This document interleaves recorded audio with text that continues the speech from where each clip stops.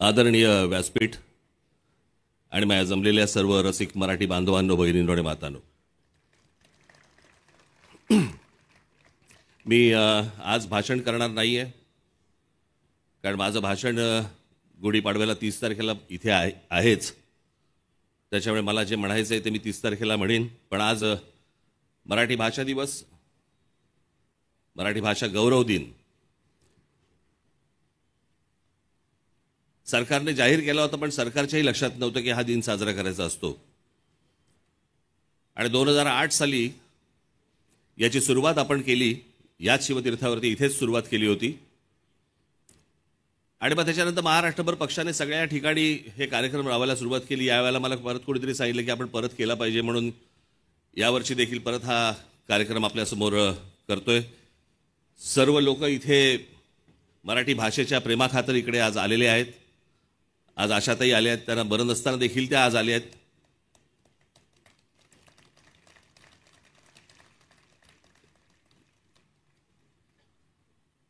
इतर सर्व माझे पत्रकार मित्र, इतर सर्वच, जे तुम्हाला आता काही नावं सांगायची गरज नाही, सगळ्यांना माहिती आहेत. पण यातला सगळ्यात महत्त्वाचं खास करून मी एक गोष्ट तुम्हाला आपल्याला निश्चित सांगेन की इथे सगळ्यांना एक प्रश्नचिन्ह पडलं असेल. हे सर्वजण मराठी कविता म्हणणार आहेत आज तुमच्यासमोर, आणि तुम्हाला सगळ्यांना प्रश्न पडला असेल की जावेद अख्तर साहेब काय करणार आहेत. मी तुम्हाला मुद्दामून सांगतो, मी त्यांना बोलवण्याचं सगळ्यात महत्त्वाचं कारण ते म्हणजे भाषा, मातृभाषा, राज्यभाषा आणि भाषा या विषयावरचं मी त्यांचं एक भाषण एकदा त्यांचं ऐकलं होतं. आणि आपली भाषा टिकवण्यासाठी म्हणून ही भाषा किती महत्त्वाची असते, ही भाषा कशी टिकवली पाहिजे, कशा प्रकारे टिकवली पाहिजे, यावरचं एक भाषण मी त्यांचं ऐकलं होतं. आणि मी जावेद साहेबांना विनंती केली की म्हटलं, सोनारांनी का टोचावे लागतात, आमच्याकडे ॲटनबरोनी दाखवल्यानंतरच आम्हाला गांधी कळलं, नाही तर आम्हाला महात्मा गांधी माहितीच नव्हते. आम्हाला माहिती होते, पण या सगळ्या याच्यामध्ये बाहेरून कोणीतरी दुसऱ्या माणसाने येऊन जर आपले समजा कान टोचले तर ते जास्ती लक्षात राहतं. आणि ही मराठी भाषा, ही अभिजात भाषा, ही कशा प्रकारे टिकवली पाहिजे, मराठी माणसं, मराठी साहित्यिक, मराठी प्रेमी सगळे अनेक जण सांगत आले, परंतु एक बाहेरचा माणूस येऊन, बाहेरच्या दुसरी भाषा बोलणारा एक माणूस येऊन आपल्याला सांगतो, आणि तो ही जावेद अख्तर साहेबांसारखा माणूस. मला असं वाटतं की त्यांनी येऊन ही गोष्ट आपल्याला आज ते सांगणार आहेत. आणि ती सगळ्यात महत्त्वाची गोष्ट आहे. आशाताईंचा मला फोन आला, मला म्हणाल्या, फार सुंदर वाक्य बोलल्या त्या, सहज बोलता बोलता मला म्हणाल्या की इतक्या मोठ्या राज, मला तुम्ही इतकं अडचणीत टाकलंय की इतक्या मोठ्या बागेतून एखादं फूल कसं वेचायचं, कसं निवडायचं. मला इतक्या कविता माहिती आहेत, इतकी गाणी गायलीत मी आजपर्यंत, की याच्यानंतर म्हणे मी एखादी कविता कशी काय म्हणायची, काय करायचं. म्हटलं तुम्ही तिथे या तर. आज इथे अनेक जण, जसे अभिजात जोशी जसे आज इथे मराठी प्रेमासाठी म्हणून आज अमेरिकेतनं आलेत, ते सोनालीजी इथे आल्या, त्या हैदराबादमध्ये होत्या, त्या आज तिथून तिथे आल्यात त्यांचं काम असताना. अनेक लोक या फक्त मराठीच्या प्रेमाखातर इकडे आलेत. आणि आपले संपादक आहेत इथे, विजय दर्डा साहेब आहेत, त्याच्यानंतर तुमचे राजू खांडेकर आहेत, पराग करंदीकर साहेब आहेत,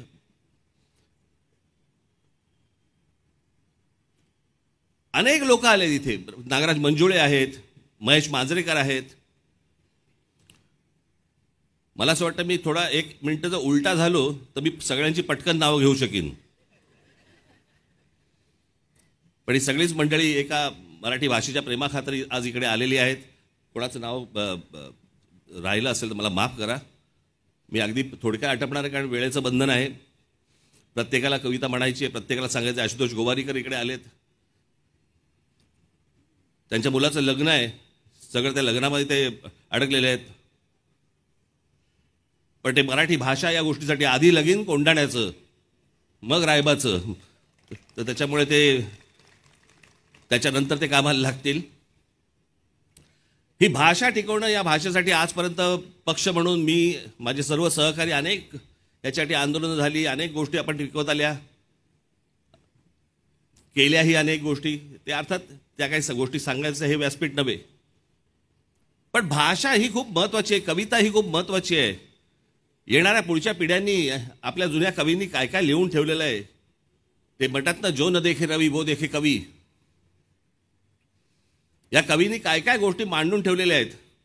आज काळानुरूप अनेक गोष्टी बदलत आहेत, भाषा बदलते, कविता बदलते. मी मध्यंतरी ऐकलं कोणाकडनं तरी की लहानपणीची आपली लहान मुलांची कविता होती, चिवताई चिवताई दार उघड. आठवतं ना? ती बदलली आता. असं म्हणतात की कावळा येतो, म्हणतो चिवताई चिवताई दार उघड.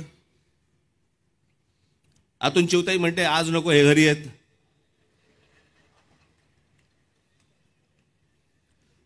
कविता बदलली आता, काय करणार त्याला आपण. आत्ताच्या काळातली चिवताई आहे ती. त्याच्यामुळे या सगळ्या कविता बदलत आल्या, परंतु जे जुन्या आपल्या सगळ्या कवींनी जे लिहून ठेवलं हे खूप महत्वाचं आहे.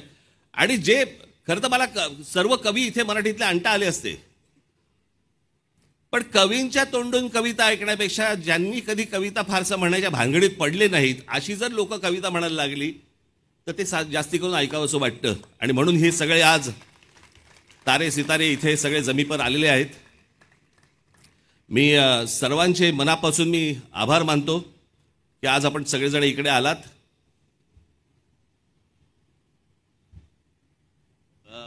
कोण कोण राहिलेत आता? अशोक सराफ साहेब राहिले माझे, त्यांना पद्मश्री मिळाली आहे. डायलॉग खूप बोललेत, कविता पहिल्यांदा म्हणणार आहेत. माझ्याकडे ते मगापासून ऐकतात, तिरक्या नजरेने बघतात की तू का आणलंयस मला इथे आणि का बोललेस तू मला इथे. अनेक लोकांना इकडे धाकधूक आहे, मी कशी कविता म्हणणार आहे, काय म्हणणार आहे. परंतु मला असं वाटतं की ही सगळी लोक, ज्यांच्याकडे लोक अगदी ज्यांना आयडॉल म्हणून बघतात, अशा लोकांनी ज्यावेळेला येऊन कविता म्हटल्या तर ते मला असं वाटतं पुढच्या पिढीसाठी खूप महत्त्वाचं आणि उपयुक्त ठरेल. याच्यासाठीचा हा कार्यक्रम आहे. आपण सर्वजण जाताना इथे पुस्तक प्रदर्शन लागलेलं आहे. मराठीतले सर्वच जवळपास पुस्तकं इथे आज आलेली आहेत, समोर आपल्यासमोर ठेवलेली आहेत. सगळे मराठी लोक आपापल्या मुलांना घेऊन, मुलींना घेऊन इथे प्रदर्शनाला पण येतील अशी एक आशा अपेक्षा ठेवतो. आज या सर्व कार्यक्रमाला आपण सर्वजण आलात, आपण त्याबद्दल मी आपल्या सर्वांचे मी आभार मानतो. इथे सर्व जे माझे सहकारी आहेत त्यांचेही आभार मानतो की त्यांनी जे अहोरात्र कष्ट घेऊन या सगळ्या गोष्टी उभ्या केल्या, त्यांचेही आभार. धन्यवाद. जय हिंद, जय महाराष्ट्र.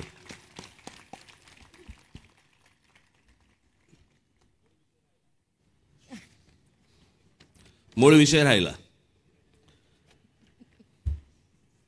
मीच कविता नाही म्हटली तर कसं होईल.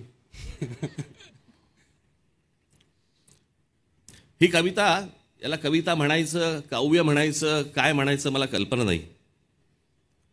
आता थोड्या वेळातच मला असं वाटतं इथे रितेश देशमुख येतील.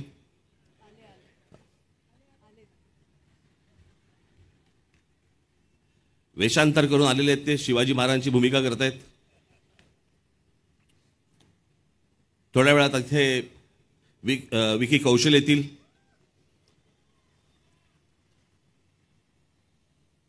म्हणजे दोघे ज्यांनी एकाने शिवाजी महाराजांची भूमिका केलेली आहे ते महेश मांजरेकर इकडे बसलेले आहेत, एक करणार आहेत ते इथे बसलेले आहेत, आणि संभाजीच्या भूमिकेतले विकी कौशल आता थोड्या वेळातच इकडे येणार आहेत.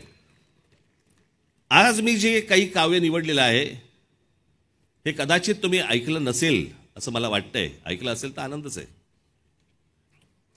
पण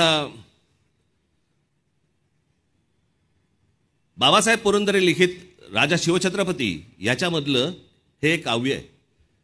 बहुधा हे बाबासाहेबांनीच लिहिलंय. छत्रपती शिवाजी महाराजांना उद्देशून लिहिलेलं आहे. आणि त्याच्यामध्ये बाबासाहेबांचं म्हणणं ते लिहित असताना, ते महाराजांविषयी बोलताना, महाराजांकडे बघताना ते म्हणतात की काय समजू आम्ही तुला, कोण आहेस कोण तू. आणि ती कविता आहे, त्याचं शीर्षकच आहे कोण तू रे कोण तू.